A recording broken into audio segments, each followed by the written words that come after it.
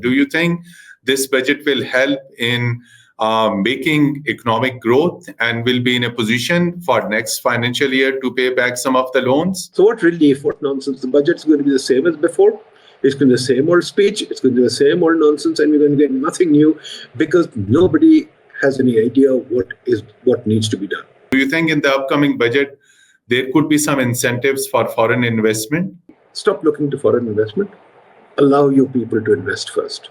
Allow them to build a big corporation. Being a very, very seasoned economist, what is the solution to Pakistan's economic crisis? The people have to wake up and want economic freedom. Pakistan's mineral sector will turn around economy. It's $6 trillion gold reserves and so many other things. Mineral reserves and so many things. If it is rightly tapped and explored, can it change Pakistan's economy? Minerals belong to the white man. Minerals belong to the white man. Yeah. They'll take this away. They'll take the minerals away and leave you with nothing.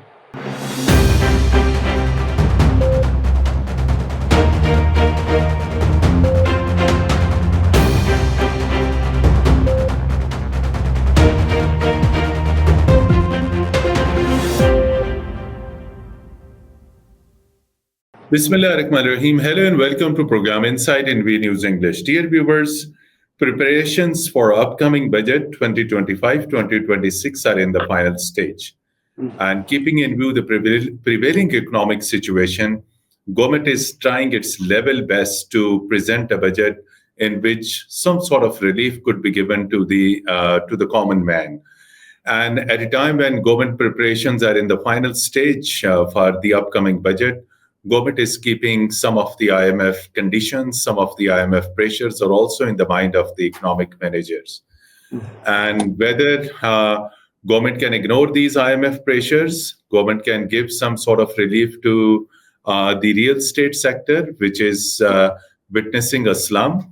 And then can government also give some sort of relief in the tax to the salaried class? Can government give some more relief to the domestic consumers of electricity? These are some of the concerns of IMF, and IMF is persistent that no more relief should be given in any sector, particularly the things that I've mentioned.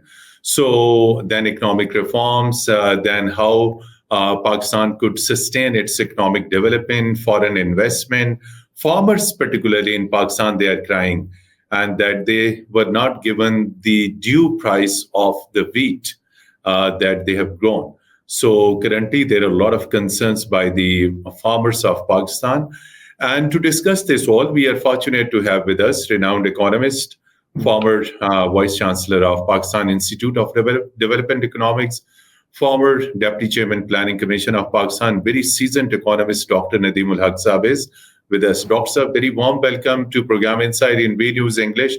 So as I said, that the preparations for the upcoming budget are in the final stage, and on 10th of June, government is all set to present the federal budget, keeping in view tight economic situation. So share your perspective that what should be the priority areas in the upcoming budget? I think the most important thing that I can see is, for a start, let me just say at your introduction, you talked about relief. Quite frankly, I don't want any relief. To the common man? But the common man also doesn't want any relief. What we want is the government to get out of our way.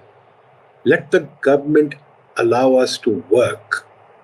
We don't want the government to act like a bully, give me relief, or give the common man relief. The government acts like a bully. It can't do its own work. And all it wants to do is tell people, hey, we're going to bully you all the time. Very simply, what I expect from the budget is that the government should first of all control its expenditures. Very good. They don't control their expenditures, and all they want to do is increase our taxes. For example, the government last year, to my calculation, has made about 50 new organizations. Why does the government need new agencies? What do the new agencies do except provide jobs to their political favorites? Secondly, I don't see where the money for all these government ads is coming from. Government has 20, 30-minute ads on televisions every day. Now, television ads are expensive. Where does this money come from? Thirdly, I don't see where the money for newspaper supplements coming from. Once again, the government is giving money to these things. So why are they doing it? Why can't they show us transparency on these things and tell us where these expenditures are coming from? Thirdly, the public sector development program. I think we need to, I've been writing about it for 20 years, we need to reform the planning ministry. India has done it. Our planning ministry is obsolete. The PSTP is obsolete, the public sector development program. It is now highly politicized. The government gives MNAs money to spend as they like. That has to stop. We have to have a meaningful public investment program which has to be based by proper analysis and feasibility reports, which we don't have. The government is building flyovers and underpasses everywhere in the city. Somewhere even where it's not even required, they're building it. Secondly, the government wants to build flyovers, widen roads, without taking into account that people walk in the city. I like walking and I can't walk anywhere. My house is 1.5 kilometers in supermarket. I can't walk to the supermarket. Why? Because they've got a flyover in the middle with no pedestrian crossing at all. Exactly. Not even a footpath, right? So my point is that the government should stop making flyovers. I wrote a book about this a long time ago. Why don't we have parking charges? Why do we have flyovers? Why are we subsidizing cars? People like me who want to walk or people like me who want to bicycle, there is no room for us to walk or bicycle. So the most important thing is, first of all, the government has to control expenditures. The government has been talking about, we've been talking about cutting the number of government agencies by 500 or 600. Why are we not cutting those agencies? Why are we not killing some government agencies? Trump has done it. Malaya has done it. UK has done it. Why can't we do it? We've got 6 million government employees. When is the government going to tell us they can fire some? Yet every day they put out new advertisements to hire more people. So the government expenditure is totally out of control. The FBR bought 2 billion rupees worth of cars. Punjab and Sindh government bought God knows how many billion rupees of cars. Why? Luxury cars, exactly. Cars? They need cars to give VIPs pleasure. Judges, generals, bureaucrats are roaming around 5-10 people, 5-10 cars to a person. Son-in-laws have cars. Daughter-in-laws have cars. I mean, this is way beyond what even Queen Victoria imagined. Houses. Why do they give houses to all kinds of people? Now, even a grade 17 official has a large house and a Land Cruiser. This money comes from our pockets, nowhere else. So that second thing I want the government to do in the budget is, for God's sakes, get your tax policy right. The problem is our tax policy, not the taxpayer. They blame the victim and not the medic. The victim is a taxpayer. They keep telling us stories, how bad we are. But the tax policy is so strange. If you look at your electricity bill, there's not only tax, there's another tax, there's excise, there's levy, there's this. Then there's something called another tax. So you've got 4 taxes on electricity. Why? Why do we have 4 taxes? Nowhere else in the world does this happen, right? Why do we have so many taxes everywhere? Cell phones, computers, everything is taxed. Who's going to talk about all this? So I want the government to make a tax policy that can not change for the next 20 years. The IMF should also back this, because if you don't have a tax policy that is certain and clear and simple, and people can understand it, A, you can't collect revenue. B, you don't give anybody any chance to plan their lifestyle, their business. Businesses run on planning. But if taxes are going to change every second or third day, as they do in Pakistan, mini budgets are going to come, you can't run a business. Might as well go to Dubai. Then they sit and complain, oh my God, people are not investing. How can people invest when you don't have a stable, simple, understandable tax policy? That's my take on the budget. Exactly, that's very correct. So whatever is you have very nicely and precisely presented a very better economic outlook of this country, the prevailing economic conditions. Currently, we are under heavy debts of IMF, and there are several other countries, including China, and these all things, keeping in view so many foreign loans and debts and things like that. Any hope that the budget will be presented in a way I do admit that there should be austerity in letter and spirit, but what do you think that this budget will be very, very crucial? Do you think this budget will help in making economic growth and will be in a position for next financial year to pay back some of the loans? I don't know where you get the idea that they'll go for growth or change or whatever. I'm laughing because, quite frankly, I've sat through these conversations for the last 30 years. Every year, but there is no progress. Doctors have no progress. So then, why do you expect progress? We know that there is no progress, and we know there is going to be no progress. We're going to get the same old thing. Hey, we need more money, so why don't you tax the cell phones more? Hey, we need more money, increase the petroleum levy. Hey, we need more money. And why do we need more money? We need more money to give people plots. We need more money to give people houses. We need more money to give people these silly jobs. And we want more money to build highways and flyovers and underpasses, for God's sakes. Get your priorities right. Figure out what you want to do. Then we want to build universities without professors. You know, Punjab at the moment is giving 8 new private universities more licenses. Why? We can't run a previous university. We want to start new universities. And there is a talk about how those university licenses are being sold. So I think there's a lot of changes that need to be done. For example, the finance minister should tell us, why can't he reduce the number of ministries? After the 18th Amendment, there was a need for no more than 10 ministries in the Federation. Why do you have 50 ministries? More than that, recently the cabinet was expanding SAPM, advisors and whatnot. So that nonsense, I'm sorry, that nonsense is a failure of the media. The media cannot monitor the government. The media is scared of monitoring the government because they get money from the government. The media is not independent, media is nationalized. So simple.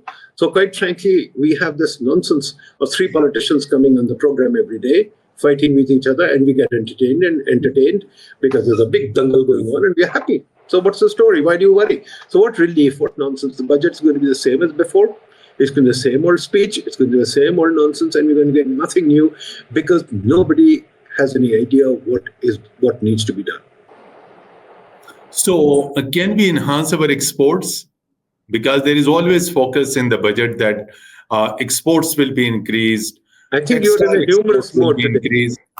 I think you're in a humorous mode today. Are you asking questions or making jokes? No, I'm very serious because you are a very sensible economist, true. How can you, I want exports, for God's sakes. If the exporter doesn't know what the exchange rate is, the exporter doesn't know what the taxes are, if the exporter is constantly fighting the FBR, fighting the government, what is he going to export? You have to give people certain certainty in working. I've written a book on this. The number of regulations in this country can drive anybody mad. The stupid tax system can drive anybody mad. The exchange rate, we don't know what it is. The government controls the exchange rate whenever it feels like. It doesn't want a realistic exchange rate. Reserves don't exist. We can't solve a borrowing problem. So for God's sakes, let's not talk about big things. Exports and GDP growth are very big things. I don't think we really want them. So another important sector is, since you keep a very deep eye and you said without reforms, exports cannot be enhanced. Government always, over last many months, we have seen government says Pakistan is an excellent country for foreign direct investment. The country should come and invest. UAE, Saudi Arabia, China, Turkey, Europe, everywhere focus is bringing foreign investment. Do you think in the upcoming budget, there could be some incentives for foreign investment? A foreign investor once asked, why should I go to a country where the local people don't invest? So if our local people don't invest, why should foreign investors come here? I think we should stop running after foreign investors. Make sure that our people are ready to invest. Allow them to invest first. Our companies are pygmy companies, what I call stunted state-led companies. Our stock market is almost zero, 10% of GDP. Our government doesn't want investment. Anybody who grows, they want to kill them. Right? Our businesses are running after the government to give them permissions. We really have to make up our mind. I keep telling everybody, what do we want? You're a socialist economy, sir. You're not even a capitalist economy. Your DC is still fixing prices. This is the last country in the world that wants to fix prices of vegetables and oils and fruit. So if your DC is doing that, why would I invest here? If everybody has to go to every commissioner in DC and ask for permission to do business, why should I invest? So I think, quite frankly, stop looking to foreign investment. Allow your people to invest first. Allow them to build a big corporation. Otherwise, the foreign investors are not bloody fools. They're very clever people. They employ better economists than me. They know what the situation is. Why would they want to come to Pakistan? And while you were the Deputy Chairman Planning Commission, you are a person with revolutionary ideas. Please share your thoughts that when you gave some out-of-the-box solution, what was the response? What is the response? Nobody wants to hear about, forget out-of-the-box, in-the-box solutions. Nobody wants to talk solutions. Our government, as I've said many times, the Prime Minister holds meetings, everybody holds meetings. You take photographs of meetings, but we never discuss substance. That's how we run the government. We go for cutting ribbons, we go for opening projects, but there's no substantive policy discussion. We leave the policy to the foreign donors. The government doesn't even trust our own people. We have no self-respect. They invite foreigners to come and make policies. They don't make policies themselves. No government has made policies in Pakistan ever. We've always invited foreigners to make policies. We don't trust our own people to make policies. The bureaucrat doesn't trust. Dr. Saab, how things will be fixed if this state of affair continues? Government doesn't trust its people. Pakistani people doesn't trust the economic system. They are not paying the taxes as per their wealth value or wealth volume is. So then how economic situation will make progress in Pakistan? First thing, let me correct you. I think this is wrong. People are not paying taxes. This is clearly wrong. I have electricity in my house that I'm telling you, you have electricity in yours. I'm paying 4 taxes, not 1. True. Right? On my cell phone, I'm paying 3 taxes. Exactly. Right? Everything that I buy, I'm paying taxes. Right? On service, same set, 5 type of taxes, no doubt. So what is the problem? On my income, I'm paying not only an income tax, I'm paying a surcharge. So where did this nonsense come from? Nobody's paying taxes. If they can't do their work right, they blame the people. Right? I'm sorry, we are paying taxes. Secondly, I think I want to say another thing which is very important. I don't think we want economic progress. The people of Pakistan are not in the economy. The people of Pakistan don't want progress. When we do an economic program, people don't even want to listen to it. People only want to be entertained by politics. People don't care about the economy. Second thing is our mindset, the Punjabi mindset especially, is that of a feudal mindset that the government will give me patronage. We have a patronage culture. That's why you want relief, because you have a patronage culture. The culture that grows is a culture of defiance, culture of individualism, the culture of freedom, the culture of liberty, the culture of making entrepreneurship. That culture means you want opportunity, you don't want relief. But we don't want to stand on our own 2 feet. We want relief. So once we get rid of relief from our dictum, from our vocabulary, once we begin to say, hey, I want opportunity, I want the government out of my way, I want opportunity, then we'll do something. Otherwise, our people are not interested in economics. All they want is, hey, the government will give me a laptop, the government will give me a loan, the government will give me some money, the government will give me a yellow cab scheme. That kind of economy never goes anywhere. So if people want that, government should give them laptop, mobile, technology, small loans, free cars, housing loans, things like that. From where this money will come, of course, when the country will be economically stable, when there will be cash in the government's kitty, then government will be able to oblige people. So that is the question about economic stability. No, it doesn't. It doesn't work like that. Sorry. People who want that can never get economic stability or growth. People who think that they are beggars, they can go to Saudi Arabia and Dubai to beg, and they can beg at home. Those people just don't have the wherewithal to grow. People have to recognize, hey, I'm not going to beg. I don't want the government to give me these things. I want to stand on my own 2 feet. And I'm going to grow. I'm going to become an Elon Musk. I'm going to become a Jeff Bezos. That is the kind of people who grow. But if you think... True. Please, If you how we think can that the get rid government of, can provide you things, then I'm sorry. please. Then you're not a country ready to grow yet. That's correct. Drops up. So how Pakistan can get rid of these foreign loans, how we will be able to pay back, and once we get rid of IMF, World Bank, other lenders, do you think this time will come? No. And I'm not saying it myself. As I keep telling people, go watch Ken Rogoff's video on YouTube. He's saying it too. The famous economist from Harvard. He said that the other day on a video on YouTube. Pakistan is not going to get out of trouble. It doesn't have the capacity to get out of trouble. We have to keep giving Pakistan aid forever because it's not going to be able to change itself because it doesn't have the capacity to change itself. Then So, our yes, dream we to have be an to- economic power in the region, connectivity, good neighbor with Afghanistan, Iran, Central Asia, and recently there was an agreement, Pakistan, Afghanistan, Turkmenistan, the train network, rail network, motorways. So how these So economic... you're back to your jokes. No, this is going to be funded by China, I'm saying. Pakistan can't fund it. Yeah, so you're back to your jokes. Yes, I'm back to my joke. Good. So then being a very, very seasoned economist, what is solution to Pakistan's economic crisis? I've already told you. Austerity, Wake up. reducing ministries, No. non-development expenditure. First of all, the people have to wake up and want economic freedom.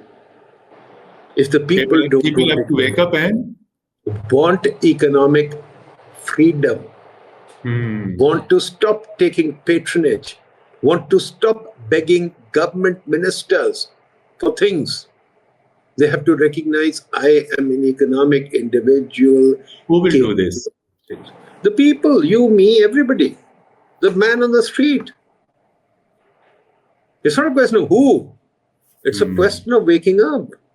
And if you have this culture of begging, the beggars never grow. Beggars never grow. China can't do anything for you. China has tried to put money here and we failed. Why? Because we didn't work hard. We have to work hard. We have to change ourselves. And I don't think that we can forget that. This business of, hey, we can go to Central Asia, we can do this, that, etc. We tried it. We've done that for 40 years. Sorry, more. We had RCD way back in the youth time. Exactly. ECO, RCD, what not really? We've done that for 80 years. Now, if it's not worked, my friend, we have to wake up.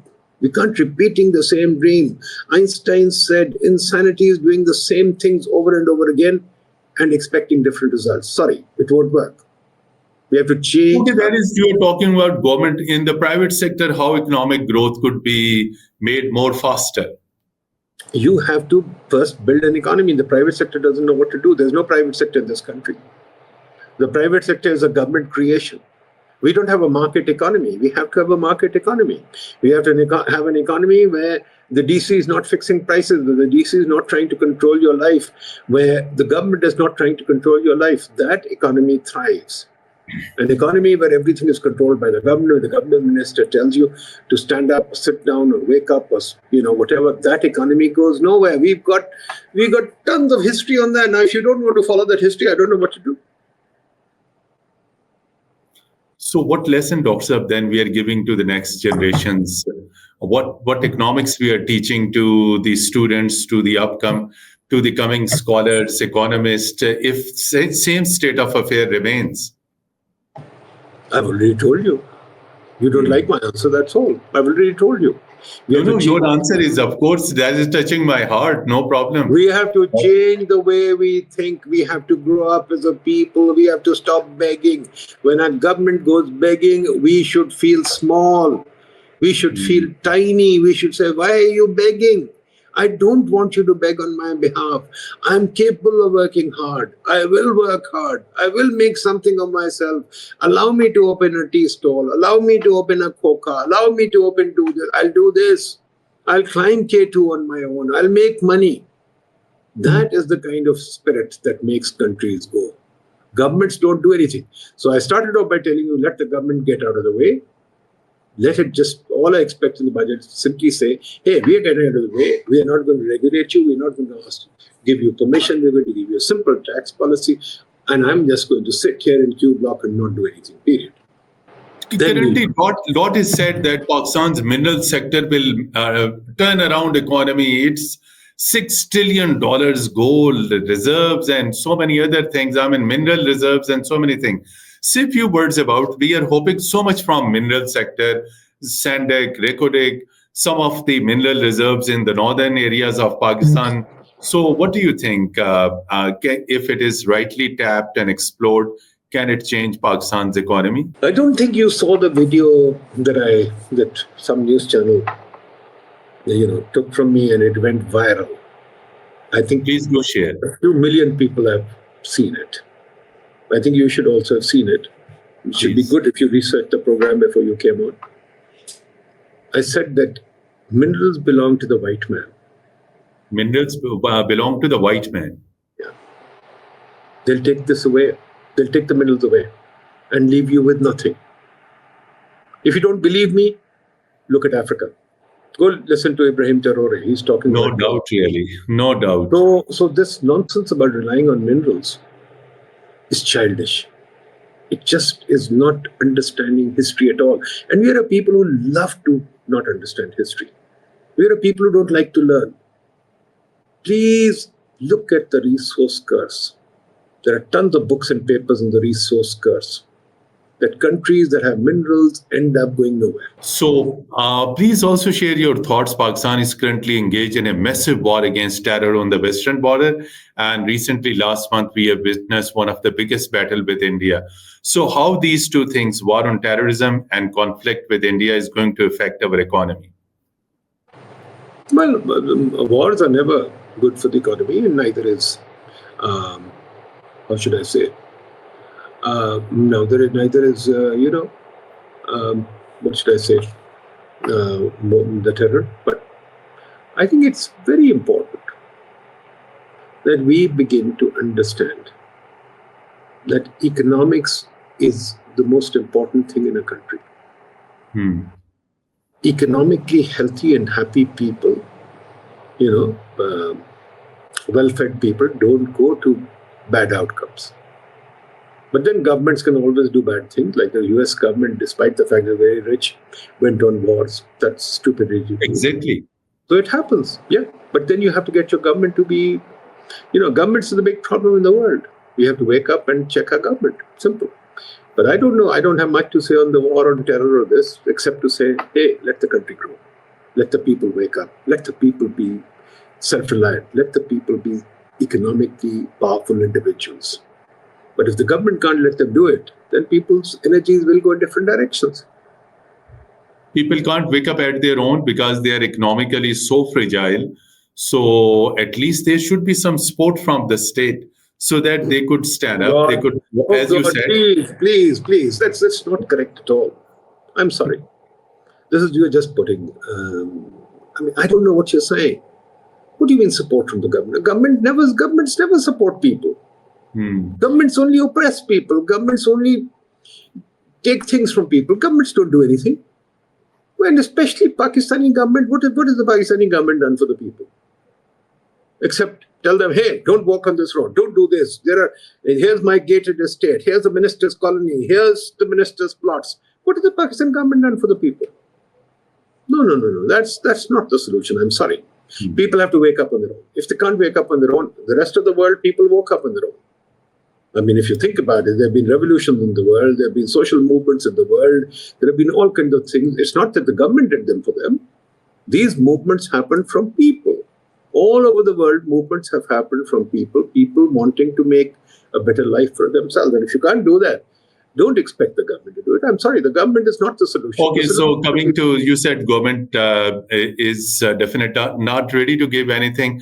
Don't you think that economic reforms that you refer to, there should be austerity, there should be reduction in ministry, there should be non-development expenditure, there should be more efficiency in the bureaucracy? What do you think? The governance reforms and economic reforms, will be ever completed and will be implemented in Pakistan? Governance reforms and economic. I've told you already what Ken Rogoff said.